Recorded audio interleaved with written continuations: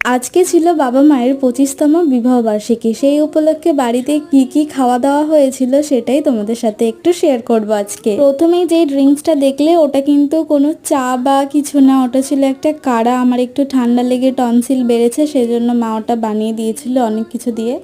সেই সঙ্গে শর্তও ছিল যদি ওটা এক গ্লাস খেয়ে নিই তবেই আজকের টিফিনের লুচি আলু ভাজাটা পাবো।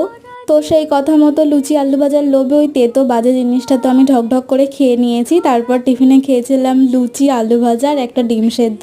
তারপর আজকের লাঞ্চটা একটু সিম্পল ছিল, যেহেতু বাপি দুপুরে বাড়িতে থাকে না, সেই জন্য মা আজকে দুপুরে বানিয়েছিল ভাত, দই কাতলা আর একটা চচ্চড়ি। আর ডিনারে বাপি অপশান দিয়েছিল বিরিয়ানি খাবি নাকি চিকেন খাবি। তো আমরা এই গরমে বাইরের বিরিয়ানি খাওয়ার থেকে মায়ের হাতের চিকেনের হালকা তরকারিটাই বেশি প্রেফার করি। সেই জন্য আজকে মা ডিনারে বানিয়েছিল ভাত, পটল ভাজা, চিকেন। ভিডিওটা ভালো লাগলে লাইক করে চ্যানেলটা অবশ্যই সাবস্ক্রাইব করে দিও।